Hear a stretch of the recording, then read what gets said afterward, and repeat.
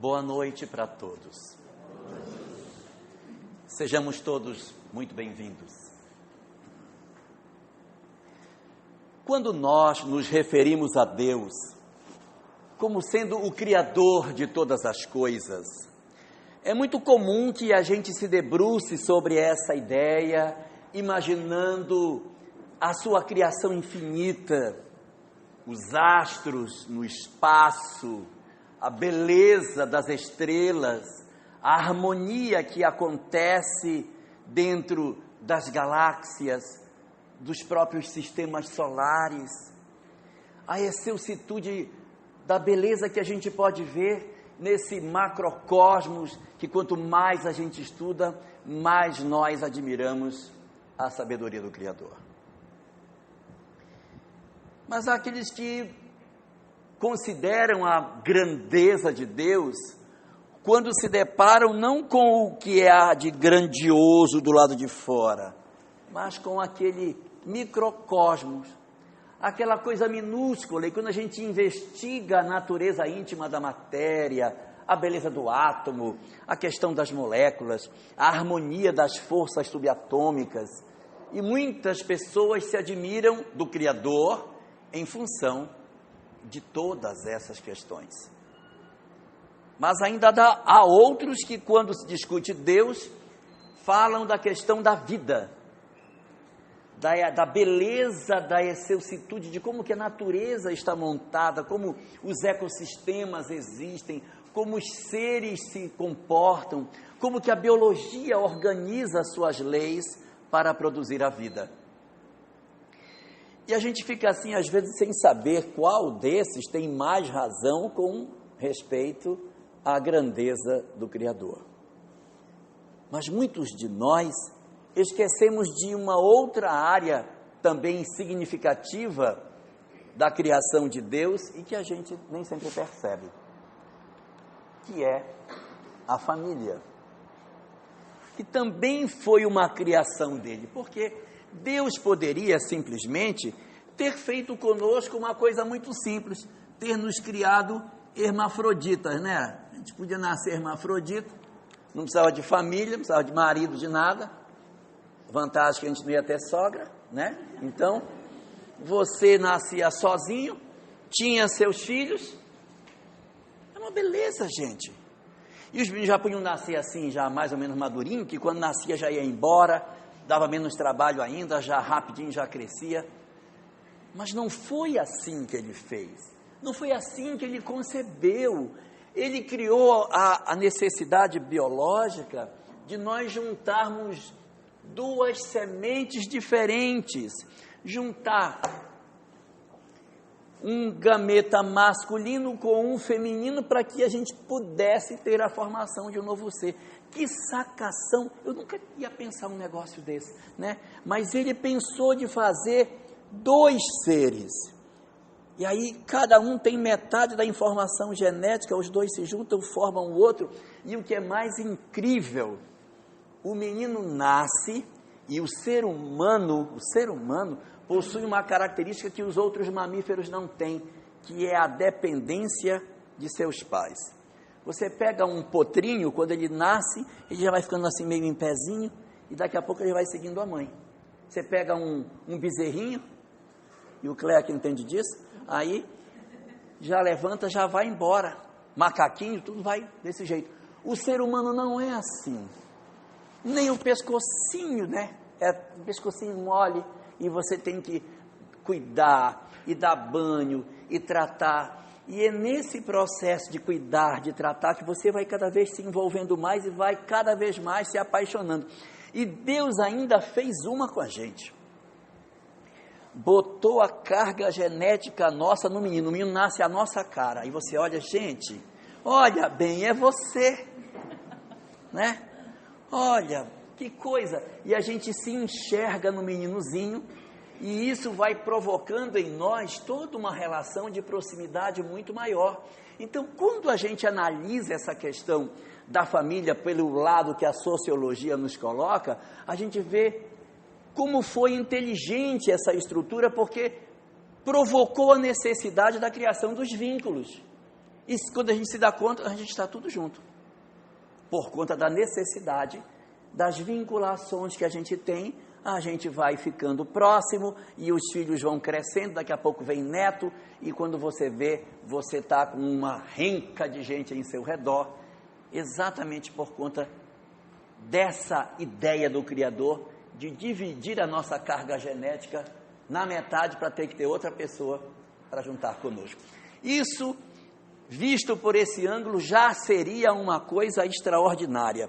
E quando a gente pega essa informação e desdobra não somente o aspecto físico que ela tem, mas o aspecto espiritual que está por trás disso. Quando a gente vai e levanta o pano para olhar por baixo e entender os bastidores do que é família, não somente aquilo que a gente está vendo na aparência da materialidade, a gente se deslumbra muito mais com a sabedoria do Criador. Porque você vai olhar as coisas não por aquilo que aparentemente está se vendo em cima do pano, mas o que tem por baixo dele, que você pode descobrir quando você olha. E aí estão determinadas informações que o Espiritismo nos faculta, que são excepcionais nesse sentido, e que nos ajudam muito, porque o objetivo da doutrina espírita é esse, não é nos informar sobre as coisas, não é nos dizer o que existe, é nos trazer uma informação para que você se convença que a vida tem que ser diferente.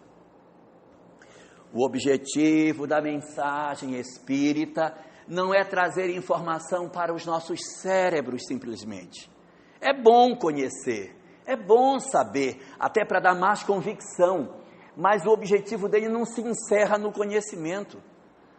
Não pensemos nós que é pelo que eu vou saber que, agora eu sei, não resolve nada. Não resolve nada. Você só saber não resolve nada. Isso é igual um motorista que pilota carro, diz assim, eu nunca dirigi, mas eu sei como é que é, você vai aqui, aí você pisa na embreagem, e aí passa a marcha, aí vai, quando tem isso aí reduz, quando for fazer uma curva, esquece de dar o pisca. Então põe na máquina para ele dirigir, não é assim. Então é preciso que a gente vivencie esse conhecimento para que ele faça sentido. Esse é o objetivo do Espiritismo. Não é simplesmente nos informar, fazer com que a gente tome conhecimento das coisas, mas é para que a gente, de posse disso, incorpore nas nossas vidas aquilo que a gente já sabe, e então a gente consiga ser, evidentemente, mais feliz. E o que é que nos conta o Espiritismo sobre essa questão? Diz-nos o Espiritismo que os espíritos, eles não possuem vínculos entre si. Deus, quando nos cria absolutamente alheios uns aos outros. O Espiritismo diz que nós não fomos criados em famílias, que Deus não teria dito, bem, eu vou criar agora aqui os Cardoso, aí isso aqui vai ser os Cardoso, lá. Agora aqui vão ser os Oliveira e Pavo. Não é. Nós somos criados sem vínculos espirituais nenhum. Os Stein, para um lado, não tem. Nós somos espíritos estranhos entre nós. Só que como o homem, ele vive em grupo, nós vivemos em comunidades, porque a gente aprendeu isso desde lá de trás, que a gente, para caçar, era melhor caçar em grupo do que caçar sozinho, nós começamos a viver de maneira gregária, todo mundo junto. E, interessantemente, por conta do fato que vai ter menino e tem que estar junto, porque a gente não é hermafrodita, a gente acabou ficando agrupado. Fizemos grupos de pessoas. E esses grupos começam a caçar junto, eles caçam, eles pescam, eles convivem, eles andam juntos. E nesse fenômeno de andar juntos, nós começamos a desenvolver simpatias por algumas pessoas. Começamos a ver indivíduos, esse cara é legal, gosto de caçar na presença dele, gosto de estar com ele, a presença dele me faz bem. E mesmo que sejam almas estranhas entre si, eles começam a se afinar. Infelizmente, nem tudo são flores. E às vezes a gente se dá mal com as pessoas. Ah, antipático.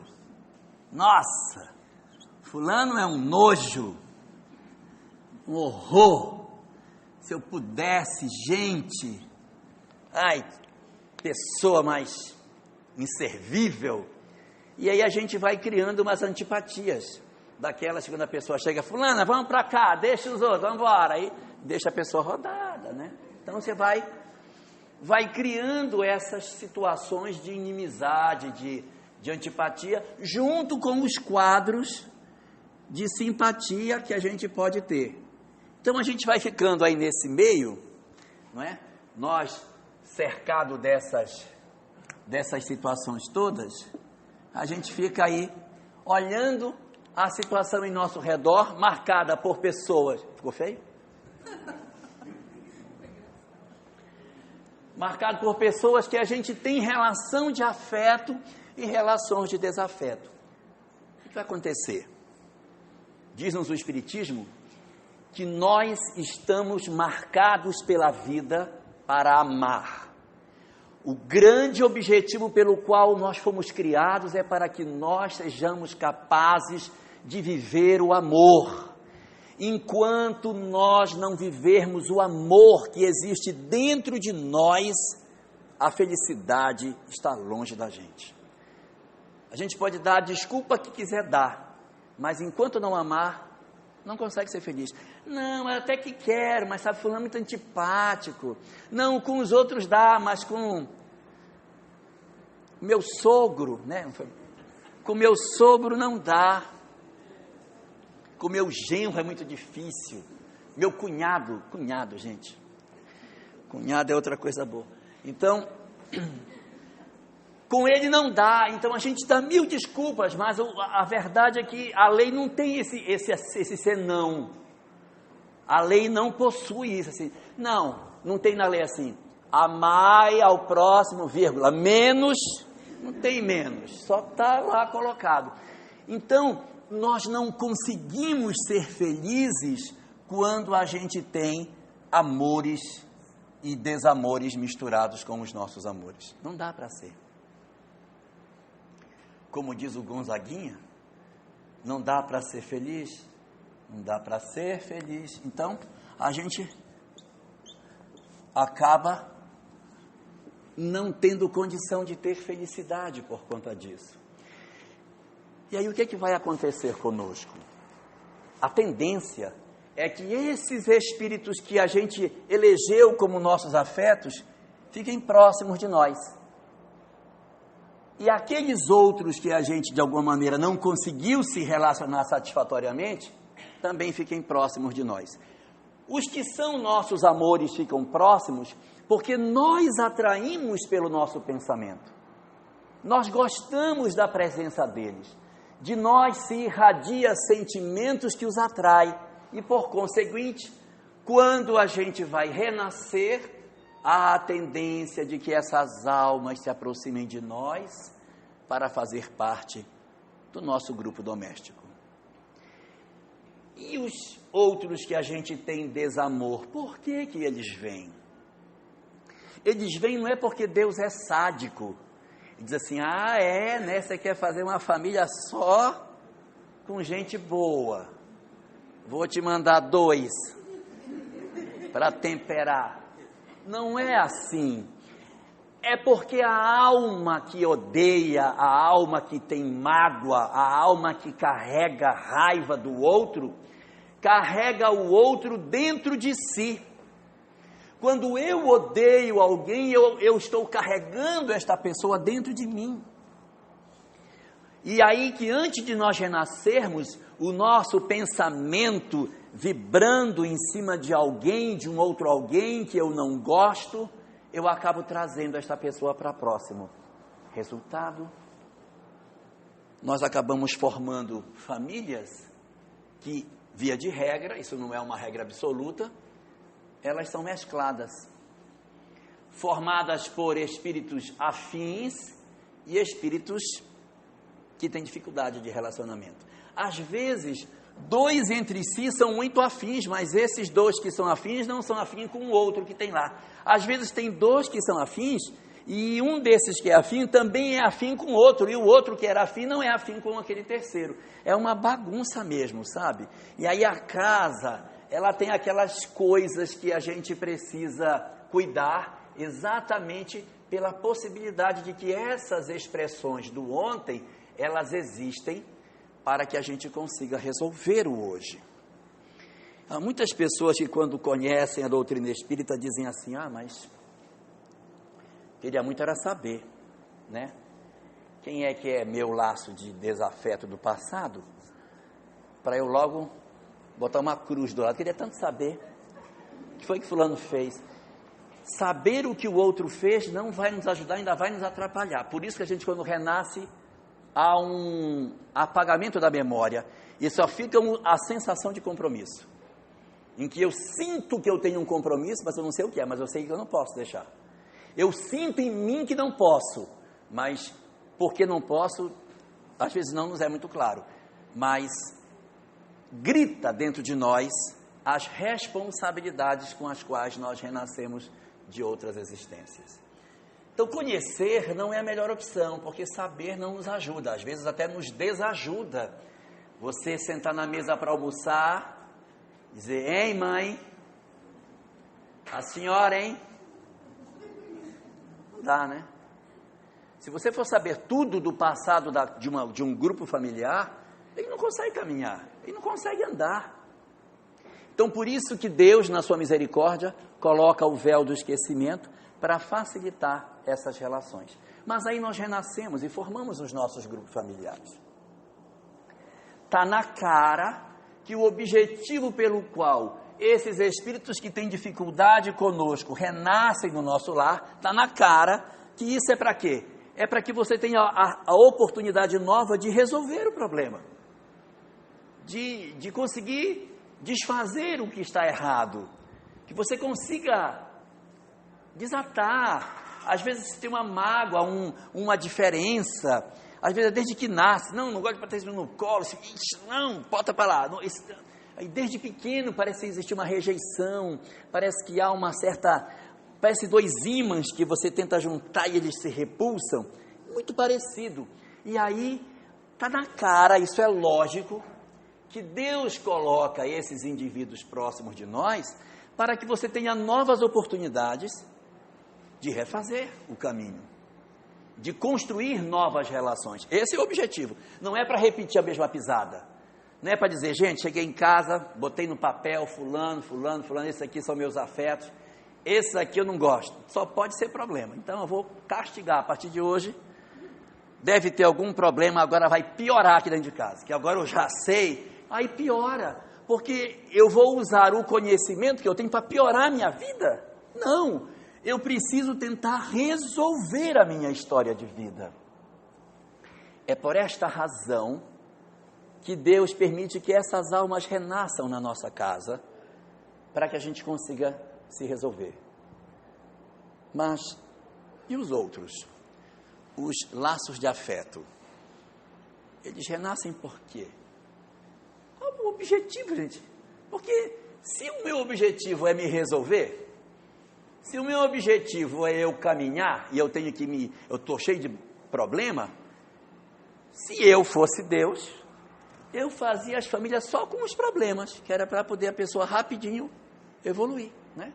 Botava só os inimigos na casa, todo mundo sem braço, né? Nascia todo mundo igual aquela espécie de boliche, todo mundo em casa, pulando, porque senão iam se matar no primeiro dia. Mas por que motivo Deus coloca essas almas que nos amam próximo de nós? O objetivo dessas entidades que já vem de uma história de amor do passado conosco são dois. Primeiro, nos ajudar a fazer os elos de ligação entre os outros. Porque às vezes eu não consigo chegar em fulaninho A, Mas a pessoa que é meu afeto consegue. E ela diz, olha, e o Cléa, mas eu consigo, vamos lá, mas eu não suporto, mas vamos. Então esse elemento que é um laço de afeto, ele vem como se fosse para pegar na nossa mão e dizer, vem cá, pega na mão dele, vamos embora, vamos nos unir. Então vai fazer toda essa dinâmica de aproximação. Se você não tem essa pessoa que pega na sua mão, pega na mão do outro, para fazer essa ligação, e depois ele sai junto as duas mãos, você vai ter dificuldade para fazer. Então, eles existem na casa para colocar aquilo que os espíritos chamam de algodão nas relações, porque senão o atrito é atrito de ferro no ferro, não vai dar certo. E eles comparecem exatamente para fazer isso, para nos ensinar que nós somos capazes de superar as nossas dificuldades. É por isso que as famílias são mescladas, por isso que tem aqueles elementos que conseguem fazer, porque se deixasse sem eles, o trem ia ficar feio, gente. O trem ia ficar feio. Essa é a primeira das causas. E às vezes, esses espíritos, eles não ficam conosco por muito tempo. Nem sempre ficam conosco muito tempo. Vem cumprir um papel de juntar. Existe uma obra espírita chamada Na Sombra e na Luz, que conta uma história comprida, mas eu vou resumir, dizendo que era um pai e um casal de filhos. Então eu tinha o pai, a filha e o filho. O pai amava a filha e odiava o filho. Confundi vocês?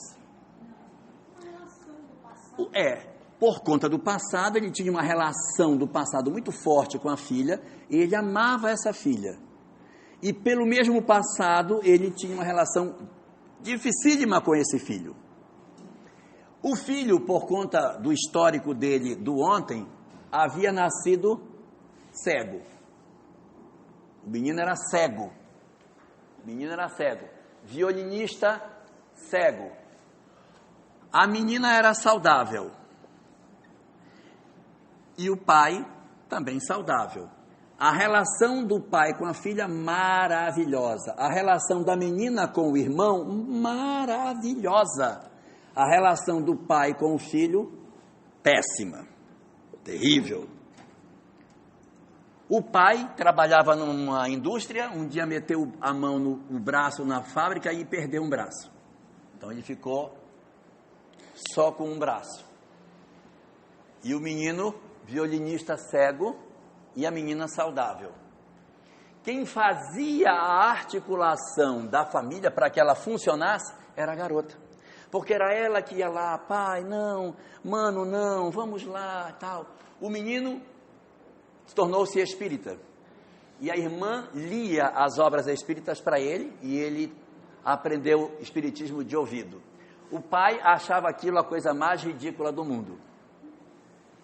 Deus, então,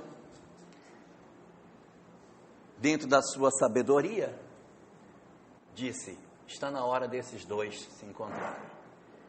E a menina desencarnou. Ficou o pai e o menino. E o pai dizia para o menino assim, você está vendo esse seu Deus, o que fez conosco? Juntou dois imprestáveis. Como é que a gente vai viver? Vamos morrer de fome. Eu sem braço não posso trabalhar. Você cego também não pode. Vamos morrer. Sua irmã era a única solução que a gente tinha. E o menino dizia, pai, veja como Deus é maravilhoso. A gente não se dá bem. E ele juntou a gente para que o Senhor seja os meus olhos e eu seja os seus braços. Se nós não nos juntarmos, nós não vamos sobreviver. Ou nós nos unimos na dificuldade que a gente tem, ou realmente não vai dar certo. Então acabou que essa família saiu da terra vitoriosa, quando aos olhos do mundo, meu Deus, foi um fracasso, né? Porque primeiro a esposa morreu de tuberculose, Depois, a filha de tuberculose, ficou só os dois que não se davam bem, um cego e um sem braço. Depois o menino desencarna, fica ele sozinho, fica só o pai. E quando ele desencarna, ele já desencarna melhor do que ele estava quando entrou. Resultado, uma das razões pelas quais essas famílias possuem esses elementos é exatamente para apresentar para nós a possibilidade de conexão entre as pessoas, de juntar, de fazer isso. E às vezes essas pessoas que juntam, não necessariamente desencarnam, mas elas viajam, elas casam. Durante um tempo elas ficam na família e mantêm um certo... Aí casa, vai embora. Aí a família vai ter que funcionar sem a presença física daquela pessoa ali. Mas ela veio exatamente para juntar aquilo que estava separado. Tu vai contar os dois? Vou falar o segundo. O que foi que aconteceu? Eles foram, do jeitinho deles, eles foram se ajeitando. Porque não tinha jeito. Exato. Aí o pai levava o menino e o menino tocava nas praças e assim eles sobreviveram. Então foi com... Eles tiveram que superar a dificuldade deles, vencer e aí o pai passou a admirar a habilidade do filho, e o filho passou a admirar a dedicação do pai com ele. Quer dizer, um teve que realmente que cuidar do outro, e aí eles conseguiram dar certo. Acabou que funcionou no caso deles. Então essas situações elas podem acontecer, mas essa é uma das razões pelas quais essas pessoas elas aparecem nas nossas vidas. A segunda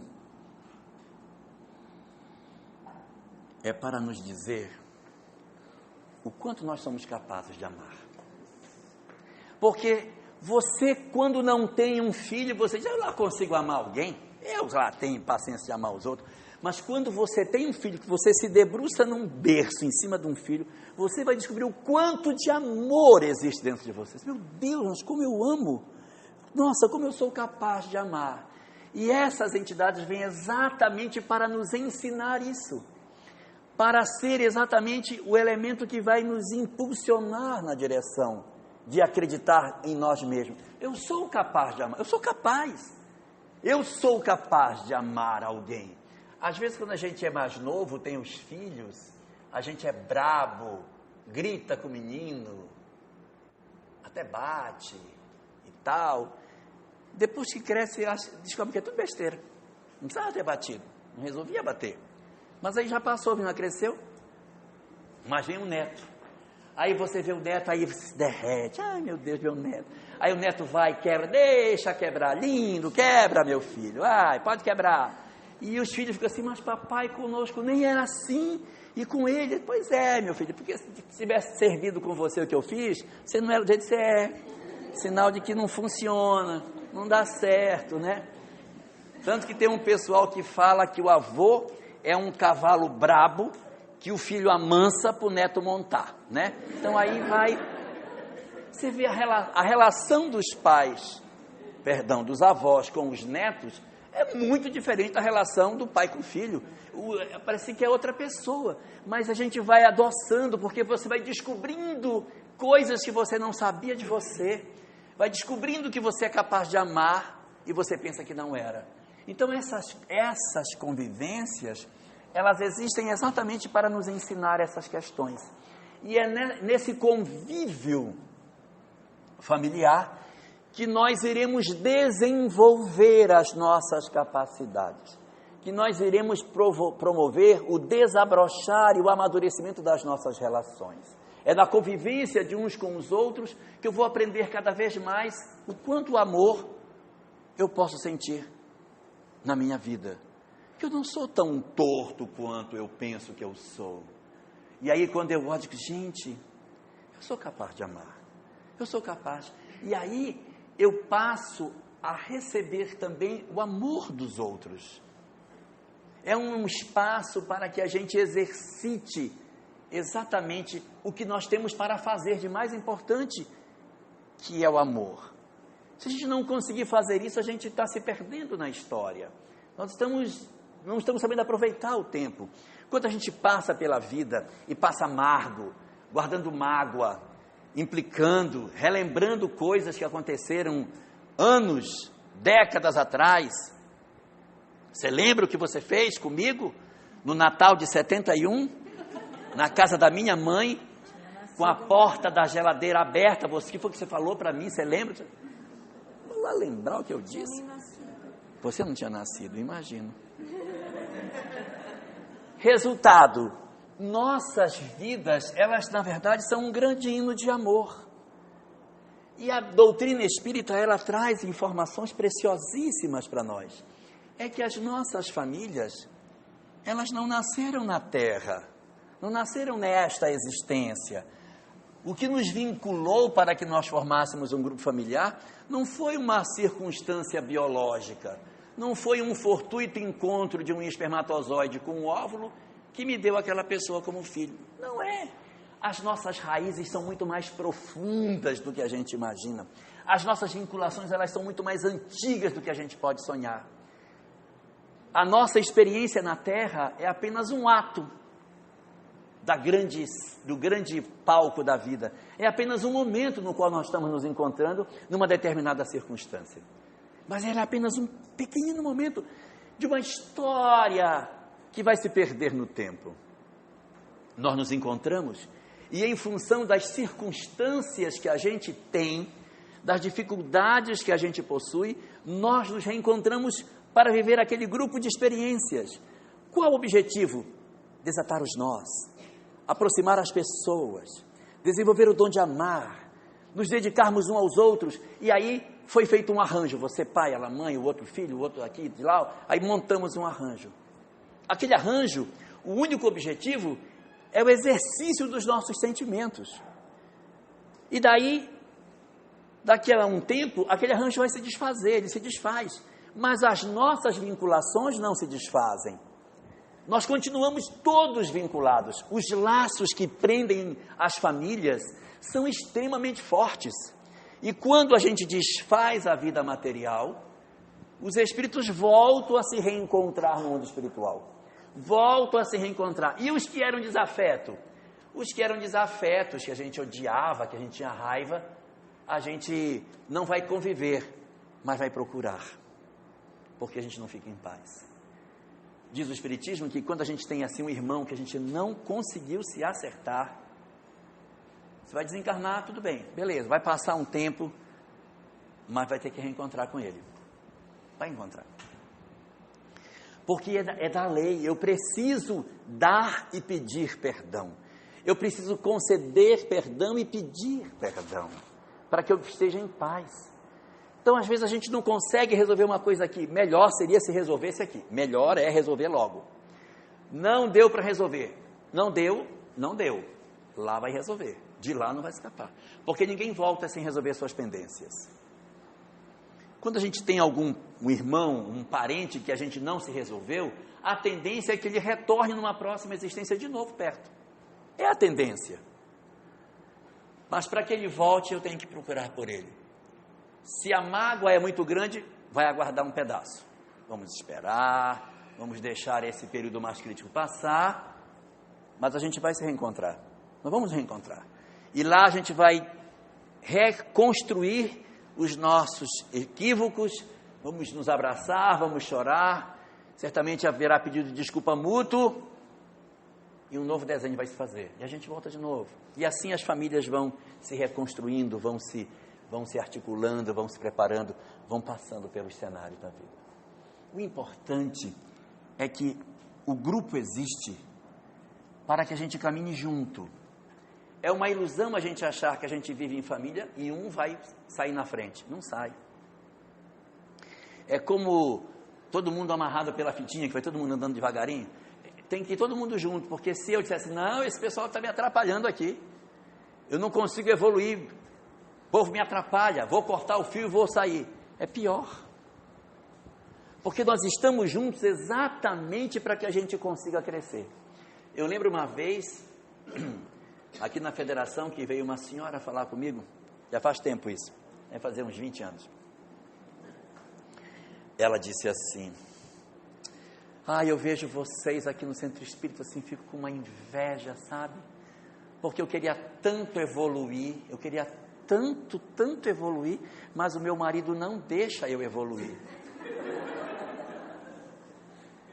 Porque ela acha que evoluir é ter que vir para o centro espírita, como ela não é no centro espírita. Meu Deus, e a família não é lugar não de crescer? Será que se eu me dedicar à minha família eu vou me atrapalhar espiritualmente? De jeito nenhum. Esse é o nosso primeiro espaço de trabalho.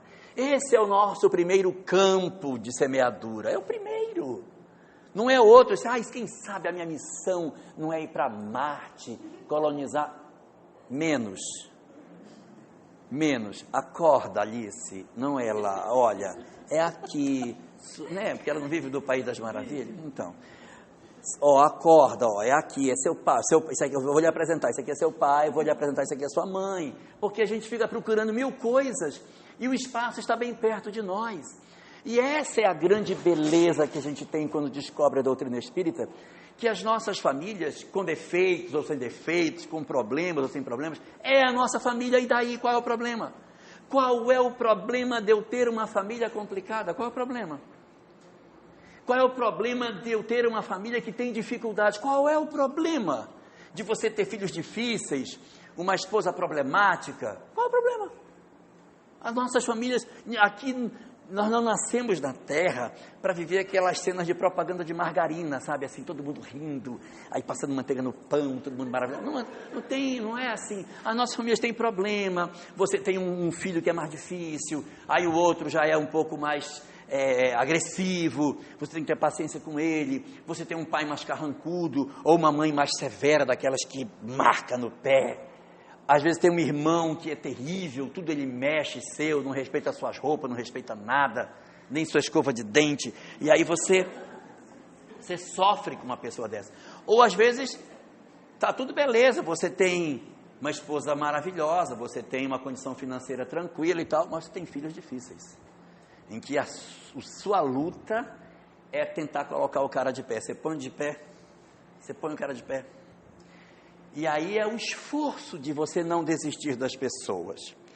O Espiritismo diz que o nosso primeiro movimento é não desistir de ninguém. Nosso primeiro movimento é não desistir do outro. Nós estamos em família para que a gente consiga se resolver. Não é se aturar, não é se suportar, não é se engolir. É se gostar, é aprender a conviver com as dificuldades que o outro tem. O outro não é perfeito, mas você também não é perfeito. Você também não é, o outro não é, você também não é, e daí? Qual é o problema de não ser perfeito? Sabe, no Sermão do Monte, Jesus dizia assim: e se amardes aos que vos amam, que recompensa tereis? Amardes aos que vos amam é amar as pessoas que nos amam. Ora, minha filha vai fazer a tarefa. Sim, senhor, pai. Minha filha vai tomar banho. Claro, papai. É muito gostoso, né? Minha filha, olhe, arrume outro rapaz. Claro, papai. Né? Seria tão fácil, mas não é assim. Então, amar aos que nos amam é muito fácil. Ué, você dá um comando, o cara segue. Faz tudo o que você gosta. Olhe, meu filho, não ouça essa música, venha ouvir MPB com seu pai, deixa esse proibidão do funk e tal. Aí, claro, papai, não é dessa forma, as nossas histórias reais não são essas. Às vezes as nossas vidas são tão difíceis, pelas dificuldades que a gente atravessa. Mas isso, diz o Espiritismo, que a nossa primeira ação é não desistir do outro, não desistir das pessoas. Às vezes você tem um filho, o filho enveredou pela droga, enveredou pelo crime, e você diz: esse não tem mais conserto, só reencarnando. Quando você diz isso, você negou o plano, você negou o propósito com que tudo foi construído. E aí a proposta é não desistir. É não desistir e ir buscar o cara. E mostrar para ele que ele é importante. Porque às vezes o que as pessoas querem apenas é sentir que elas têm importância para nós. Se de repente você tem uma pessoa que abre a porta assim, eu vou embora de casa, se a porta é bem ali. Aí, puxa, eu não sou amado. Eu não sou amado, porque ninguém se opôs. Também não vale o contrário. Eu vou embora, não, aí se joga no pé, pelo amor de Deus, vou fazer isso. Também não vale, você vai comprar uma chantagem. Você tem que ser frio, mas amoroso. Eu vou embora, você tem certeza que você quer ir embora? Você acha que isso vai fazer bem para você? Você vai fazer muita falta em casa. Porque seu pai ama muito você. E seu pai nunca vai desistir de você. Por mais que você faça o que você fizer, você desça no buraco mais profundo do inferno que você descer. Eu busco você quantas vezes forem necessárias, eu vou te buscar. Porque eu não vou desistir de você. Você é meu filho e eu te busco no inferno 1000 vezes se for preciso. Se você faz um propósito desse e diz para ele, se as coisas derem errado, não esqueça, aqui é a sua casa, aqui é o seu lar, se der errado, volta, porque pode acontecer tudo que puder acontecer na sua vida, mas seu pai, sua mãe, não vão deixar de amar você. Nós vamos continuar ligados a você, independente da opção que você faça, o nosso amor por você é incondicional. Quando você faz isso e você aposta numa pessoa, é possível que durante anos você se angustie de não conseguir colher as coisas que você poderia colher. Mas a tendência é que a insistência do amor vença as nossas fragilidades. Ainda que a pessoa que é frágil não consiga ser aquela ave emplumada que você esperaria que ela fosse. Às vezes ela não empluma. Às vezes ela fica aquele pássaro cheio de canhão, que não consegue com a muda encruada, que não voa. Mas você já consegue ter uma relação mais próxima. E os períodos mais críticos passam. Às vezes a gente tem a crença de que quando alguém envereda por um caminho, não tem como ele voltar. Volta, gente. As pessoas voltam. As pessoas são capazes de refazer as suas vidas. A adolescência é um trem de doido. Ainda mais hoje, os pais hoje não sabem o que é ser jovem no dia de hoje. Foram jovem há 30 anos atrás e quer medir a sua juventude pela juventude. Gente, o trem hoje está feio. Você tem que ter paciência, porque está tudo muito doido. Então tem que ter paciência com as pessoas, para poder você conseguir juntar o outro e levar. Porque essas relações familiares, elas são muito importantes para o nosso crescimento. Foi para isso que a gente renasceu. E a gente às vezes faz um sonho de ter uma família maravilhosa, toda harmônica. Ela não vai ter. Eu não vou ter. Eu não vou ter o pai que eu gostaria de ter, eu não vou ter a mãe que eu gostaria de ter, os filhos que eu gostaria de ter. Às vezes a morte vem e toma de assalto, leva minha mãe quando eu ainda sou criança, leva meu pai, leva meu filho quando eu ainda esperava viver tanta coisa com ele, e a gente não consegue entender, meu Deus, mas por que isso está acontecendo? É preciso levantar o véu, olhar por baixo e compreender as conexões que existem e as razões que Deus tem, na certeza de que nós jamais conseguiremos ficar distantes das pessoas que nós amamos. Aqueles que nos amam, aqueles que possuem vínculos de amor conosco, seguirão conosco por onde quer que a gente for.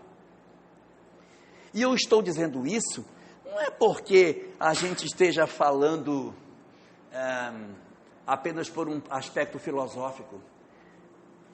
Há milhares de pessoas, milhões de pessoas que já tiveram a oportunidade de ter contato com os seus entes queridos que já partiram, que viram, que sonharam, que conversaram, que sentiram, que sabem da presença deles dentro dos seus lares, que sabem que a morte não tem poder sobre o amor.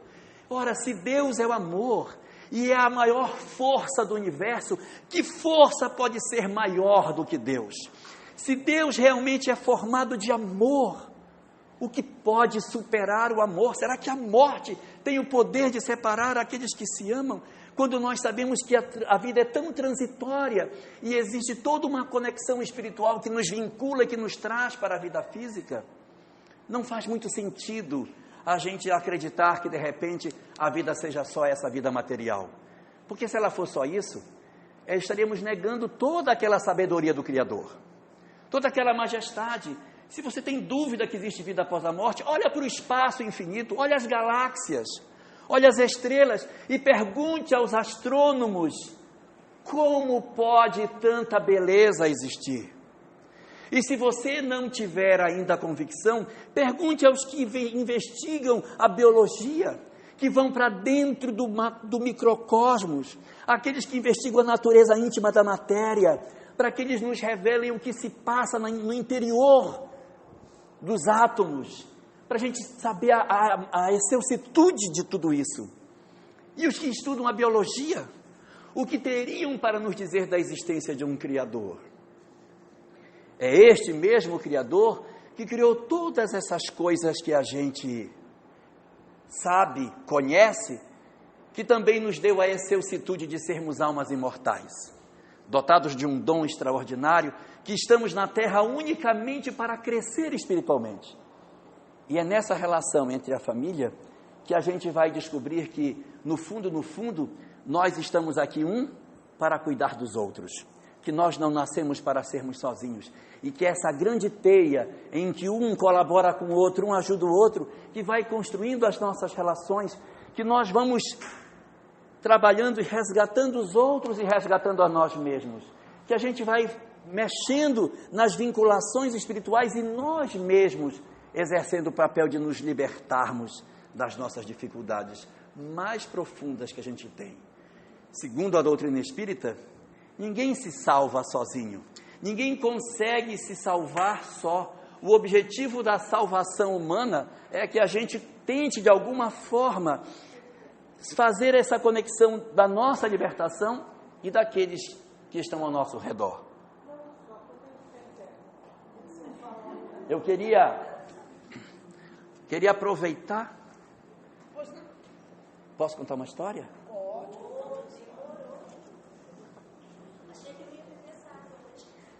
Então eu vou contar uma história para vocês que resume isso que eu estou dizendo. Senta, Cléber, me dá cômodo. Não vou demorar. Dizem os espíritos que havia um local isolado, longe, numa montanha muito gelada. E no alto dessa montanha gelada havia uma pequena cidadela, fortificada por grandes muralhas, aonde as pessoas viviam num clima muito frio. E todos os dias destacavam-se 2 jovens para que descessem a montanha por um longo caminho cheio de neve até o pé daquela montanha, e ali então eles fazerem a coleta de árvores, de galhos, madeira, para levar de volta para a cidadela e poderem se aquecer, porque o inverno naquela região era muito rigoroso. E numa dada manhã, os portões daquela cidadela pesados abriram e 2 jovens iniciaram a caminhada para ir buscar lenha.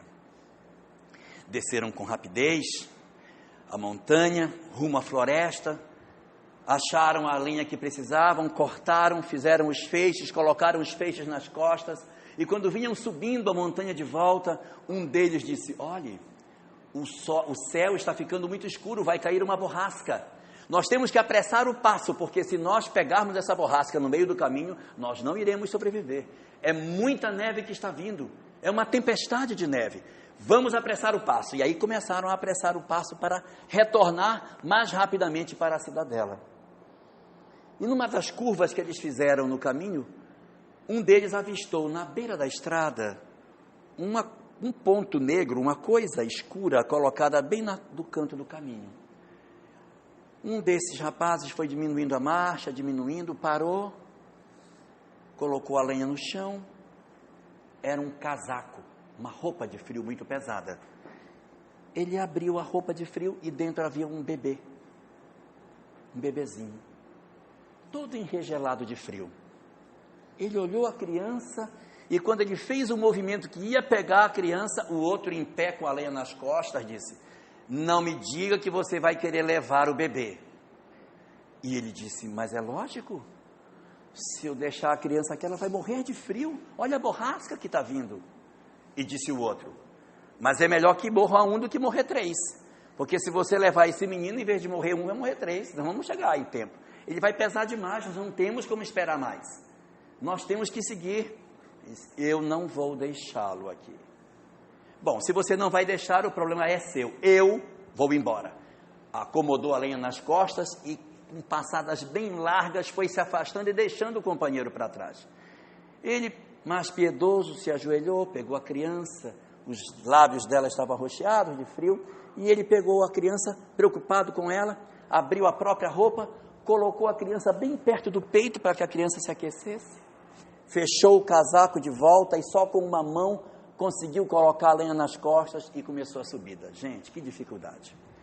O amigo tinha razão, ficou muito mais difícil subir aquela montanha com uma criança no colo. Ele subia cada vez mais devagar e cada vez o outro ia sumindo na distância até que ele já não encontrava mais o companheiro e ele continuou subindo, o cansaço foi pegando e de repente a borrasca veio.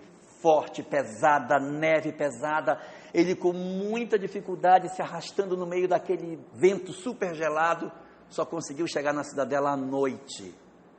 Bateu nos portões para que abrisse, e os guardas quando abriram se assustaram, porque não imaginavam que àquela hora da noite alguém pudesse vir daquele caminho gelado, daquela borrasca tão forte, vivo. Assustaram, levaram os 2 para dentro, ele então tomou um caldo quente e disse: cadê meu amigo? Mas qual? Nós descemos juntos e ele deveria ter chegado já. Não chegou ninguém antes de você. Chegou. E os guardas não, nós estávamos no portão desde o meio da tarde, não chegou ninguém, não tem. Não é possível. Nós temos que buscá-lo. Ele ficou do lado de fora. Mas agora é de noite, não dá, vamos esperar amanhã e vamos buscá-lo. No dia seguinte de manhã, os homens de mãos dadas e com os pés esfregando a neve, foram andando até que encontraram o corpo dele, tombado num desvão do caminho, enregelado de frio. Ele morreu de frio no caminho. O outro sobreviveu, o que demorou mais para chegar. No lugar onde isso aconteceu, essa história é contada e recontada há séculos. Todos os detalhes são repetidos e todas as pessoas, quando contam do mesmo jeito essa história. Mas existe um ponto dessa história que, quando chega nele, as pessoas divergem. Uns dizem uma coisa e outros dizem outra. Porque há uns que asseveram que, na verdade, foi o rapaz que salvou o menino. Mas o outro grupo diz que foi o calor do menino que salvou o rapaz. Porque é sempre assim. Quando a gente está cuidando dos outros, estamos salvando a nós mesmos. Se a gente aprender isso e juntar essa peça dentro dos nossos lares, nós vamos conseguir fazer grandes progressos nessa nossa encarnação. Uma boa noite para todos, gente.